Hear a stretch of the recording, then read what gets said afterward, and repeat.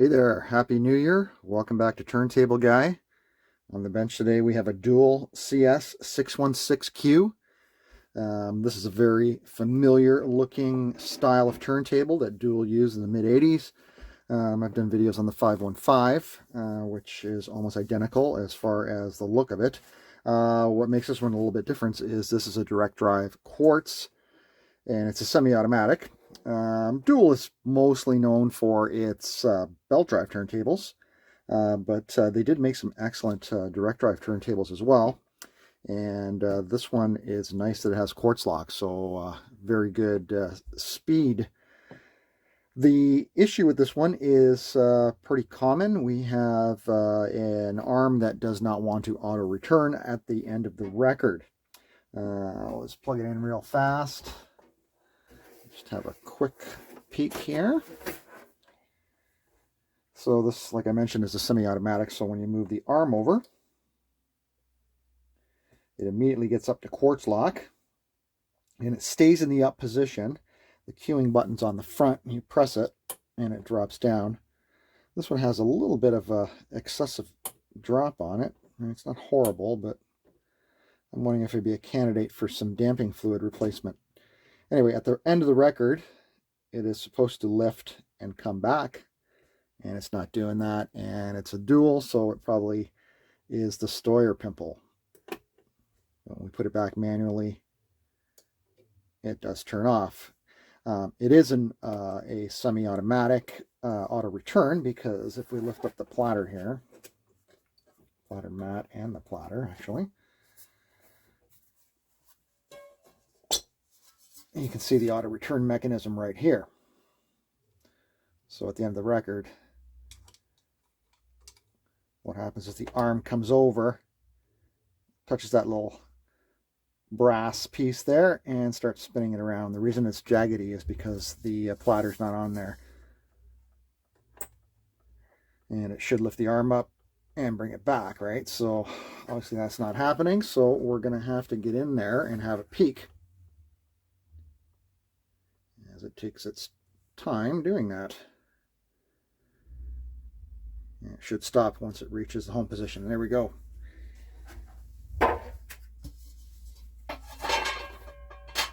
Okay, so to get into one of these, it's going to be almost identical to my 515 videos. You might want to remove the head shell.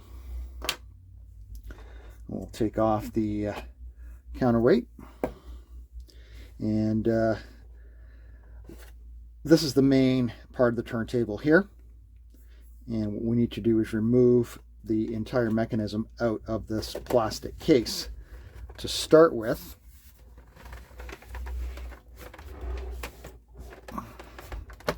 there's a screw on the underside here, right there. That has to come out.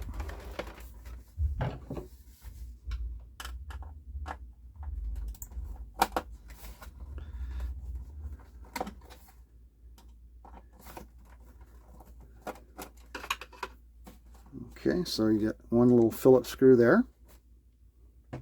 And what that'll allow you to do is to remove the front face.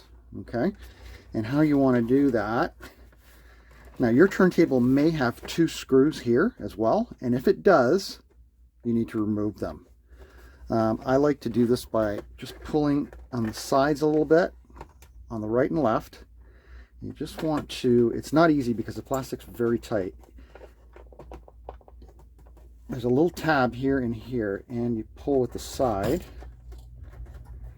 just like that, and you'll hear a click, and then come over to this side. Same deal, okay? Now you can gently pry this up and forward. Just like that, okay? Some turntables, some of them belt drives, within here you'll have some controls for pitch control on the motor board. This one obviously doesn't have it because it's a direct drive. All right, so once you have that,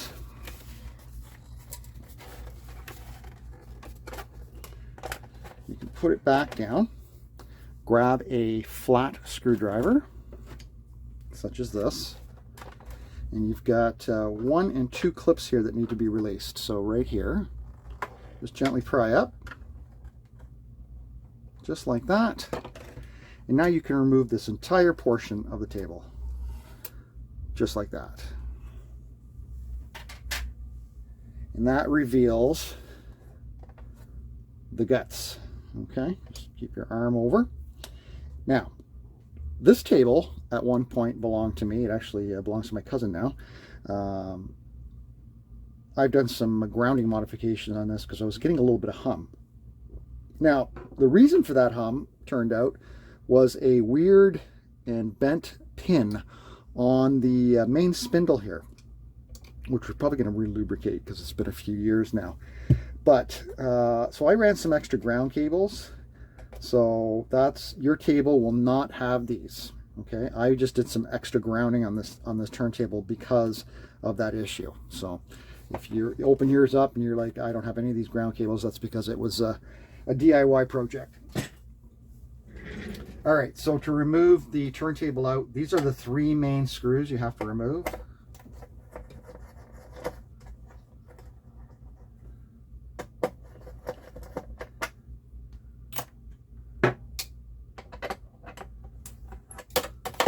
Whoops.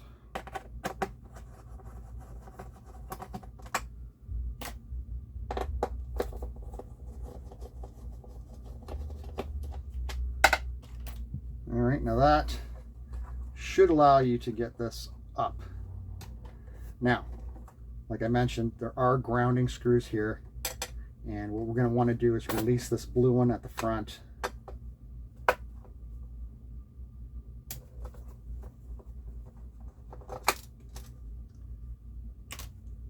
Just like that. And there's a black one here at the back.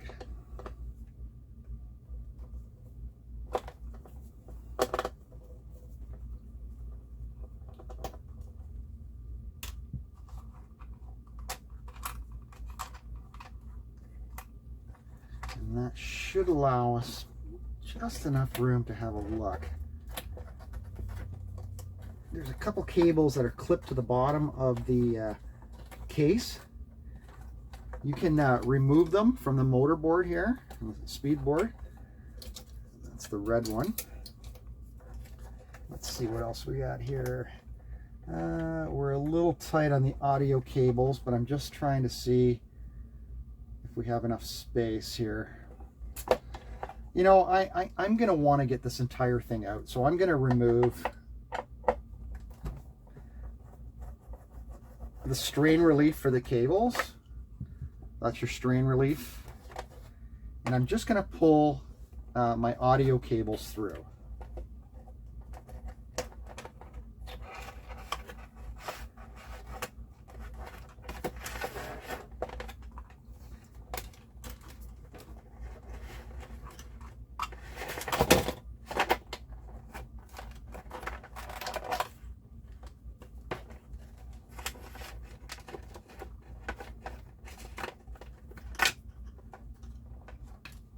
That should give us a little bit more to work with. There we go. Excellent.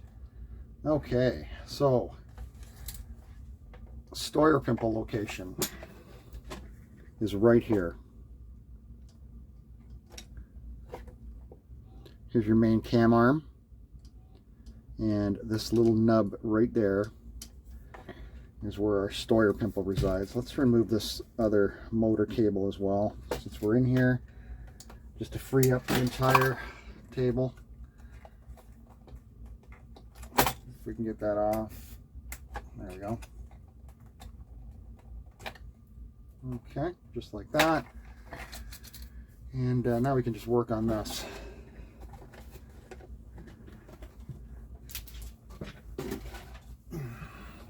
All right, so I can give you a better look at that Steuerpimpel location. It is right there, and there is nothing left, which is pretty common for dual turntables.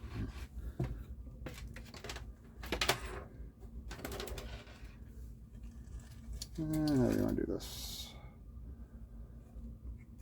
Just like that.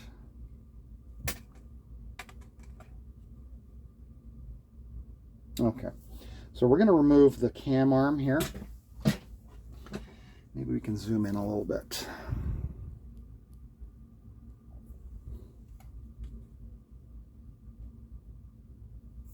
This is another one of the blue cables that I installed for extra grounding. So main cam arm, you just want to get a flat screwdriver, and or your fingernails if they're long and strong enough. And you just want to remove this.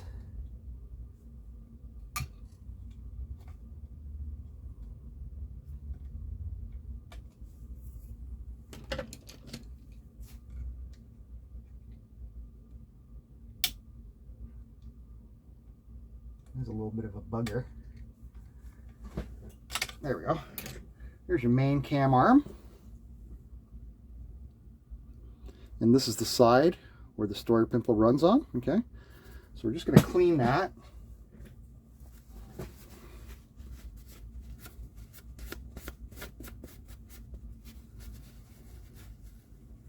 Just like that.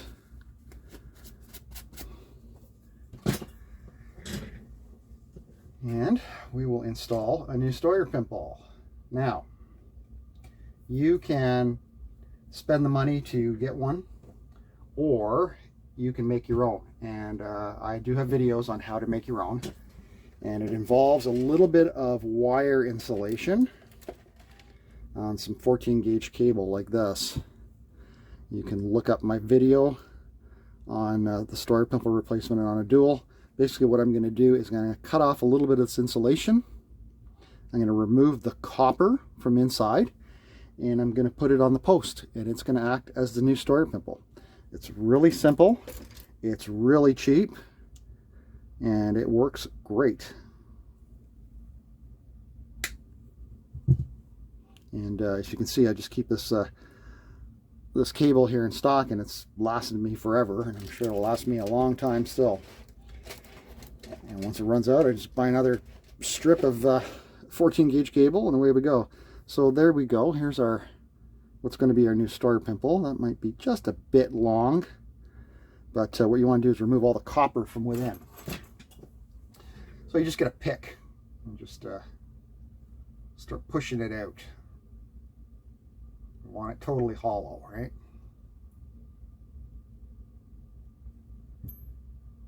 So just remove all the copper from inside.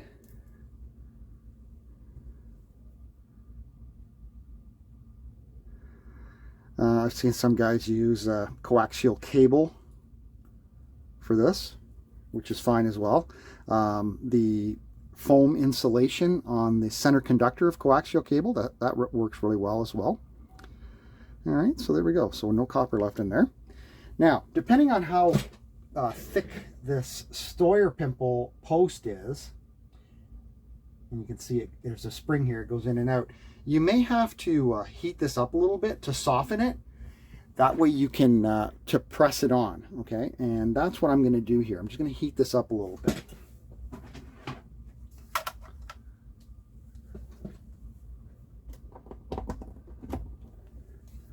So basically, I'm just going to put it around here so I don't burn my hand. And we're just going to heat that up, get it nice and soft. And malleable.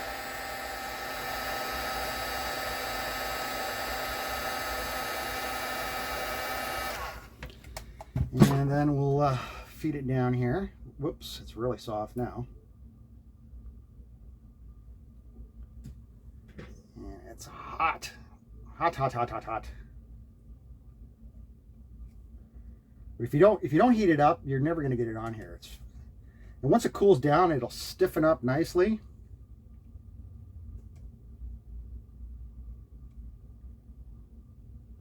It's already getting hard.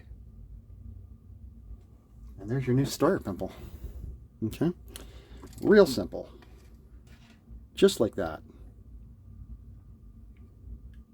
Now, I'm a little long.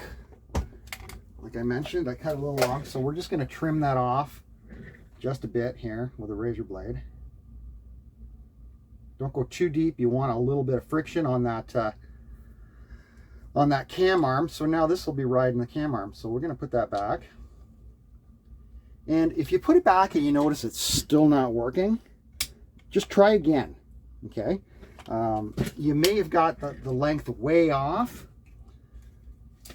but you should be okay if you stay very close to the post height. All right, so let's just see if we get some motion now. And there we go. See how the arm's going back?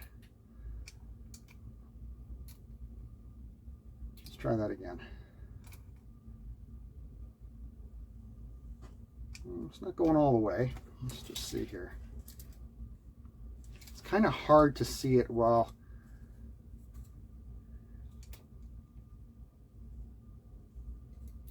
Yeah.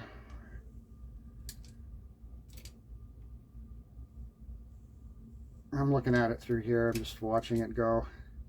I'm getting friction, but I'm not getting great friction. So I may have cut off a little too much. And that's the game you're going to have to play, right? You're going to have to get the right height. And I think I cut off a bit too much when I shaved it down.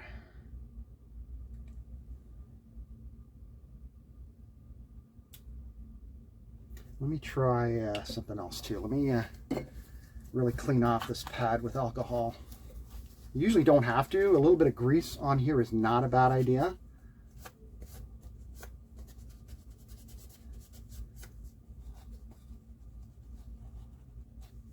Let's see how that works.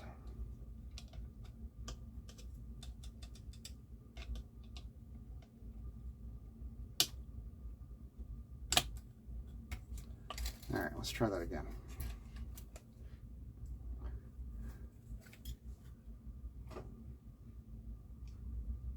Okay, here we go. Nah, I need a little bit of a longer Steuerpimpel. Let me cut another one, and I'll be right back. Okay, I've cut a new one here. I made it a little bit proud of the post. Cut it a little bit longer, just to get a little bit more distance. Let's see how this one works.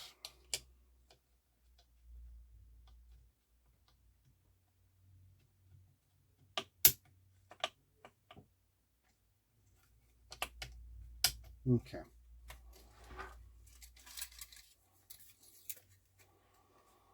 All right. Let's see what happens here. There we go. Okay, so that one works. Much better. Yep, all the way back. Okay, good. That's it. That's a Steuerpimpel replacement. Nice and easy, eh? Cheap, too. Costs you next to nothing. Consider it a free repair. If you have any 14 gauge wire sitting around the house, that's all you need. Okay. I don't know if household electrical, like Romex wiring sheathing will work or not. You could try that as well. I've never tried it. I've always used just standard stranded cable, the sheathing off of that. So you might want to try household electrical wiring as well. That could work. Okay, let's service this motor real quick.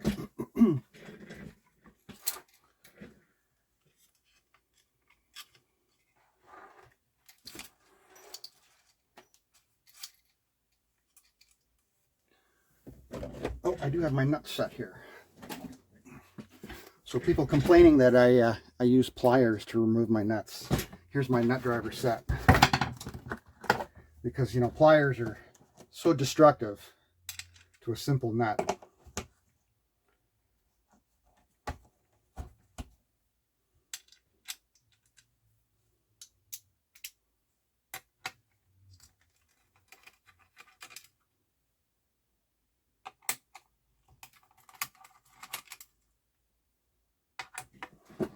You seeing that okay?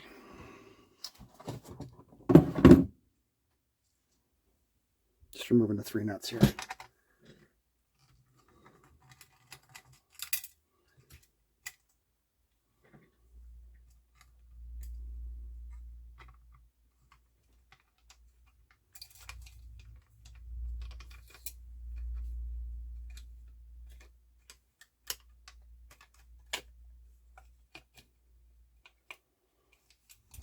the spindle has a little bit of a notch on it. It's you got to get in the right spot to get the motor out. Well, there's the come on, baby, why aren't you coming out here? Oh yeah. Okay. All right. Well, you know what? You can leave this one in place. There's 2 notches on this one, and I don't want to have to remove this cam gear, so I'm just going to leave the actual motor spindle where it is. It won't hurt anything. It's fine there. We're just going to clean the spindle with a little bit of alcohol, just like that. And I just wanted to show you this. The motor on this turntable has the tiniest little ground connection here. If for some reason this gets bent out of the way and the spindle does not touch this post, your turntable will hum and you will never find the source of it. You're like, oh, I got a broken ground cable or something. It's basically just this pin. So what you want to do is just bend it to make sure it's got good contact with that center spindle. So when you put it down, this is touching, physically touching the spindle of the motor, right? So I always just give that a little bend like that just to make sure it's nice and tight, okay? And same as any other motor, just clean inside with a Q-tip and a little bit of alcohol. Get out the grease and oil that's in there.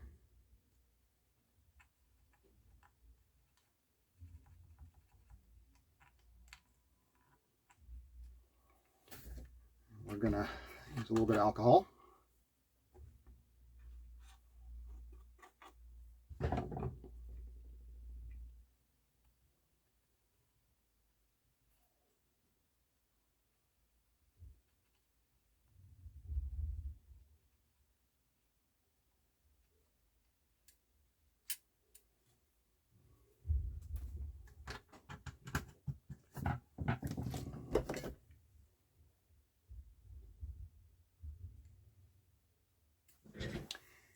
And we're going to use our 3-in-1 electric motor oil in the blue bottle. I had this person ask me a question if you could use 3-in-1, and the answer is yes, you can.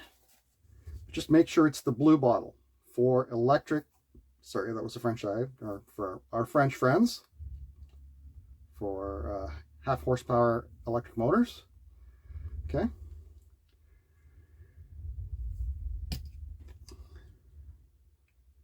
And we'll put a few drops in there, just like that. I'll put a little drop on the side of the motor spindle.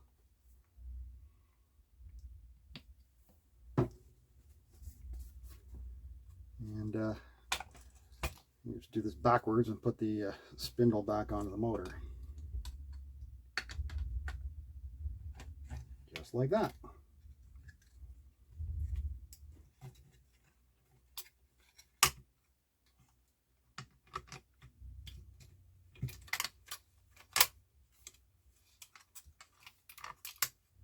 And get your bolts back on, or your nuts.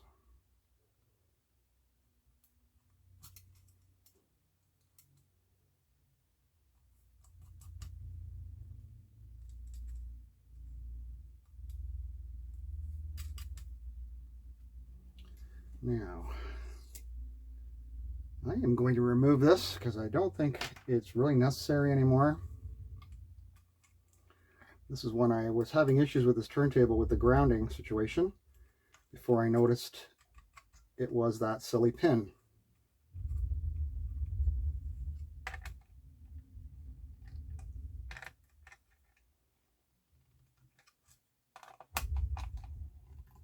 Perfect. All right. Good. So we got our auto return fixed. We got a nicely lubricated motor, and we're just going to put this back in the case. You can go to any of my videos that show how to return this back into the case. I'm not going to do this one on video. We'll come back when it's back in there. I'm also going to remove some of those extra grounds that I put in because they're unnecessary now. So let me do that. I'll pause. I'll be right back. All right, we're checking the auto return here. It's coming to the end of the song.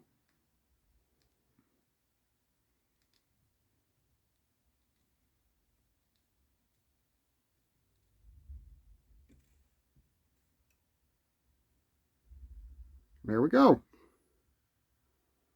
All back. Should lower. Good. And shut off, and then the arm will kick back up, because next time you go to play it, it'll be in the up position. I have added a couple drops of silicone oil to the top of the piston. And it's not the perfect way of doing it, but I really don't want to take the arm apart. And it's already made a large improvement. It's not dropping like a stone like it was. Much nicer. It was coming up and going down way too hard. So that oil will work its way down just with gravity. So much better. All right, there you go. That's the dual CS-616Q. We repaired the auto return, put a new steuerpimpel on, serviced the motor, and added a couple little drops of silicone oil to help the arm damping. And that's it for this one. First video of 2023. We will catch you in the next one. Bye.